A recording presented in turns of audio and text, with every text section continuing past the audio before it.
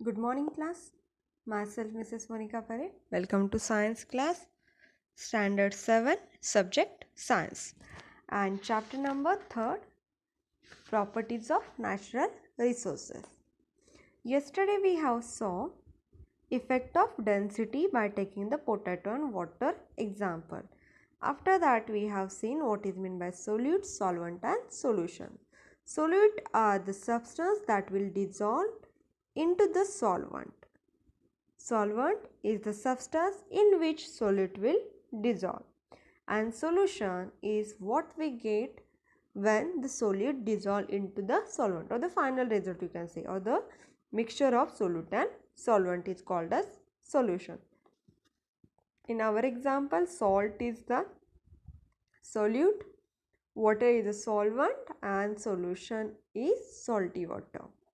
After that we have seen the properties of water uses according to their properties, and I also told you to write that as your homework in your notebook by highlighting these points for it.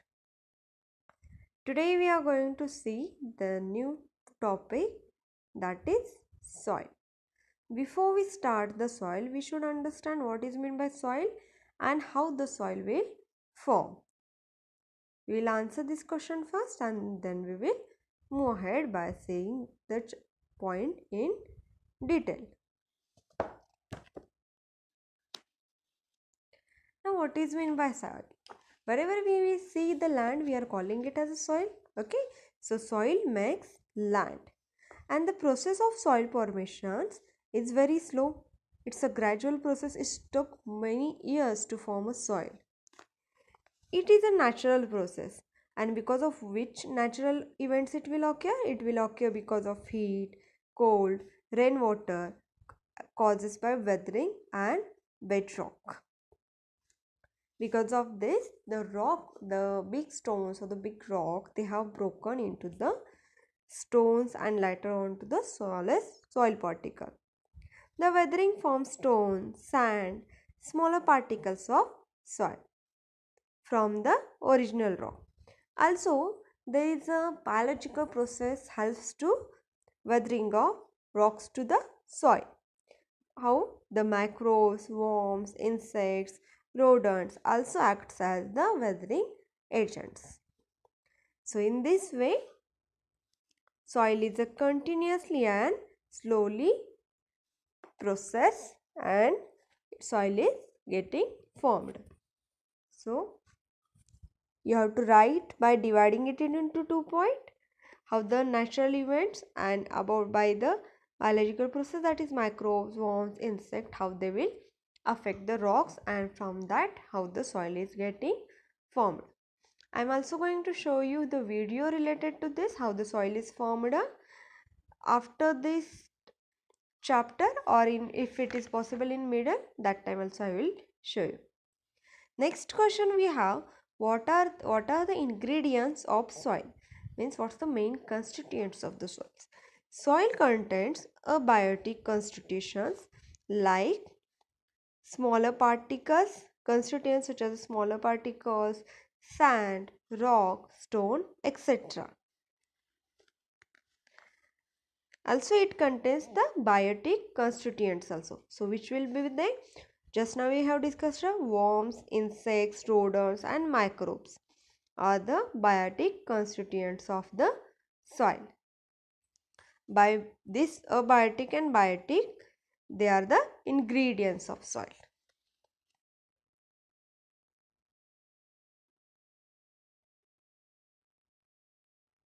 Next we are going to see about the properties of soil.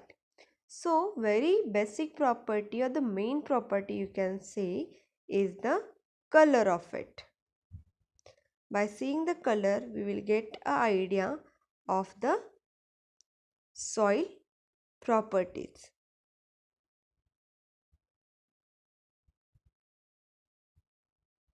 See, what's the first property of soil? Color. Color is an important property of soil. How it is important? Because the soil gets its color as a result of several processes. in that process, they are the biotic and non-biotic factor which we have seen now. They are affecting this process. The color of soil near the land surface is darker than the color of lower layer. This is because of the humus are mixed with that. Because of that, the color near to the land surface is the darker as compared to the lower one. Now, soil may be different in colors such as black, red, copper, yellow and green. In our nearby area, we found black color and red color soil. We have seen this side. Even that colors say about the constituents among it. And because of them only, the color, because of this iron content or the humus or the biotic or biotic factor, on that the color is depend.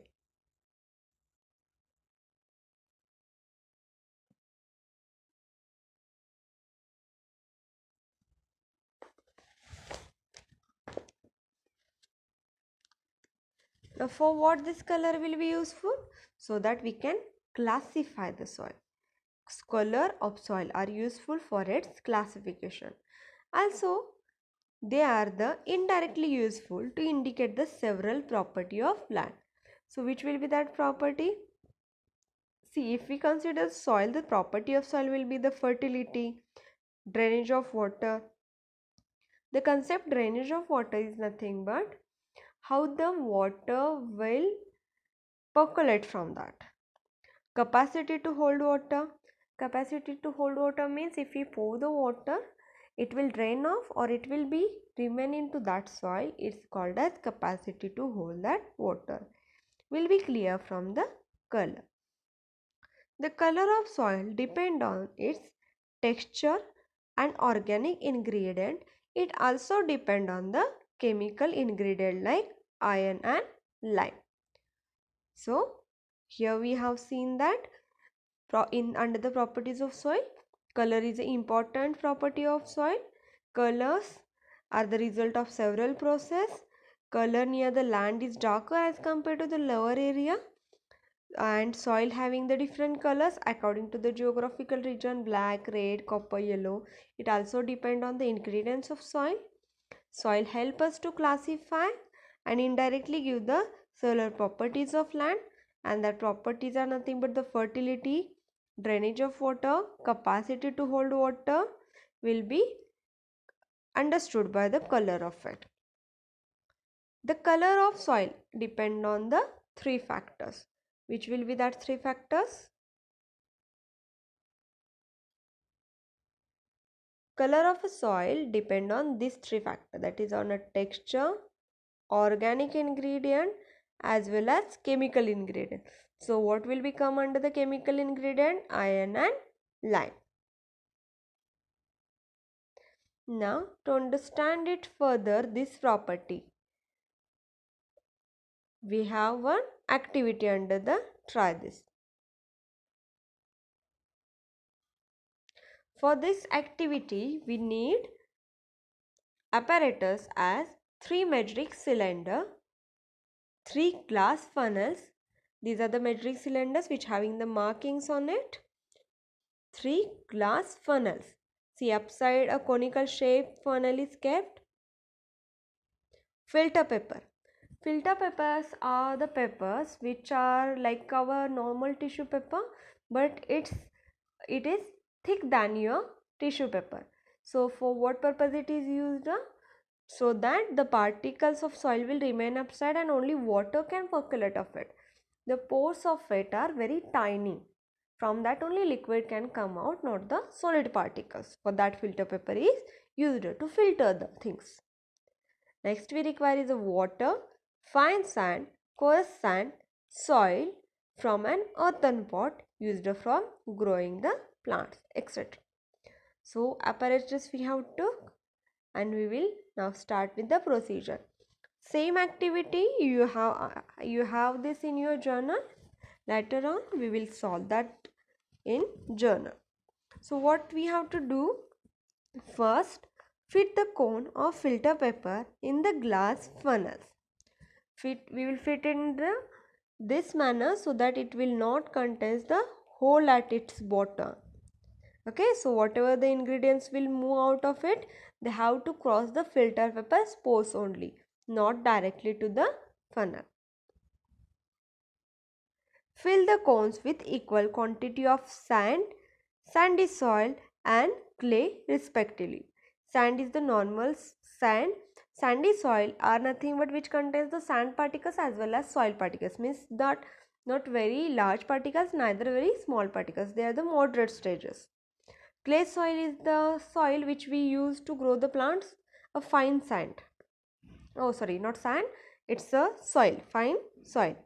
Now place the funnel on the measuring cylinder, and now we are going to pour one test tube of water to each of them. One test tube means equal amount of water we are going to pour to the each measuring cylinder, and we will observe how much water will be collected in each measuring cylinder. See, if we have performed this activity according to this diagram, we will see when we have pour the water, one test tube water we have poured into each of them, then we have found the though we have poured the same amount of water into it, the amount of water collected in the measuring jars are not equal. Okay, how they differ? In A jar in which we have placed the sandy soil are contains the more water amount. In the B which contains the sandy soil, we are having the less water as compared to the sand but more water as compared to the clay soil. Now third beaker which is containing the clay soil, in that we have seen that it contains the less water as compared to the A and B. Very less amount of the water has collected into the C measuring cylinder in which clay soil has placed. Now what we can observe from this, what inference we can give from this, that is water holding capacity of A beaker, that is sandy soil, is very less, of B, that is the sandy soil, is more as compared to the sand but less as compared to the clay. Water holding capacity is more as compared to sand but less as compared to the clay soil, and the water holding capacity of clay soil is more. That's why the water collected in the beaker is less, because other water is absorbed by the clay soil. But also one more inference we can do from it, as the water holding capacity of C is less, that we can say that the water drainage capacity will be lower of it. In other cases it will be high, the water will drain off of it easily.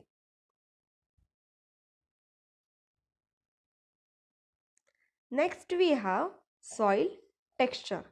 In this we have seen on these three factors the color of soil is depend. From that we are going to see the texture now.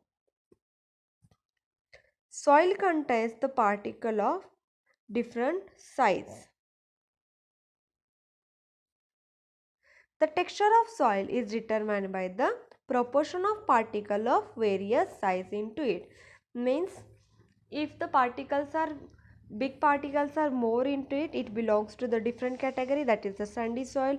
If they are the smallest particles, then it will be silt soil, and if it's very fine, then it belongs to the clay soil. So that we can say the proportion of particles, number of particles of various sizes into it defines the texture of it.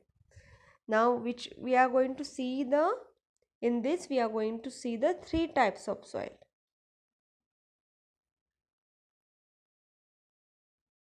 sandy soil, silt soil and clay soil. Refer your page number 22 and diagram number 3.12. Now what is meant by sandy soil? Sandy soils, we will understand, see, look at the picture. If you observe the picture carefully, we found that they contains the proportion of sand, that is the large particles is high in the sandy soil. As compared to the other two, the particles of sandy soils are large. So water drain rapidly. So water drainage capacity will be high of it. So what will be the again advantage of it? It is easy to plow this soil. Plowing of it will be easy because the flow can move from it easily. But it is less fertile. Why it is less fertile? Because sandy soil is made up of the mineral called as silicon dioxide. That's why it is less fertile. And the particles will not dissolve into water as they are larger inside, they will not dissolve into the water. Therefore, this soil is having little capacity to supply nutrients, and also its capacity to it's very low to hold the water. Next we have silt soil. See the particles of silt soil, it is small as compared to sandy soil, but it's large as compared to clay soil. So what we can say from this first point will be the particles of silt soil are medium in size, and silt soil is not as plowable as sandy soil. However, it will be more plowable than the clay soil. As their particles are moderate, they will be easy to plow as compared to easy to plow as compared to clay soil, but it is not easily flow as that of sandy soil. But advantage of silt soil is it contains the large proportion of organic matters. As the large proportion of organic matters means they are the more fertile, they are the good soil we can consider. Its capacity to supply nutrients is much greater as compared to the sandy soil. Silt soil is also called as sedimentary soil. Also, you can refer that the soil near to the river are considered as silt soil. Next, we have as last soil we have as clay soil. In this soil, the proportion of particles are small. See, they are the very fine particles, but they stick together to each other. That's why they appear big, but they are very fine size particles. So, in this we can say the proportion of small particles is maximum in clay soil, and the particles of clay soil feel smooth to touch. And clay soil has the high water holding capacity. As we have seen in this experiment, they have the high water holding capacity. So if the difference is asked, even the difference is there in exercise as well, what you can write? Sandy soil, silt soil and clay soil. Sandy soil is having less water holding capacity. They are having less as compared to sandy soil, but more as compared to clay soil.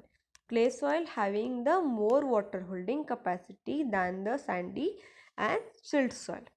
Next we can say that sandy soil is easy to plow. They are easy to plow as compared to clay, but not as compared to the sandy soil. Clay soil is difficult to plow. Again, the nutrients are very less in sandy soil. Sandy, the first because sand it is very less. Silt soil it is much greater, and in sea also it is the contains the nutrients to the plants.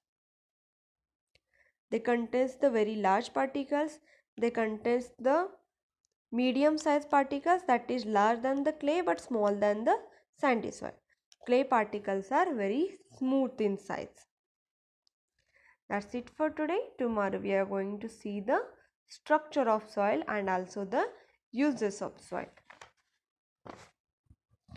Till that you have to write the point as soil texture. Under that write these 3 points: types of soil, sandy soil, silt soil and clay soil, and write the as per their points. At least you have to write the 3 points under each, or how their water holding capacity is, and they are less fertile or more fertile, and they're easily plowable or not. These points you should write under it in your science classwork notebook. This answer are here only in this. By referring the textbook, you can write these points into it.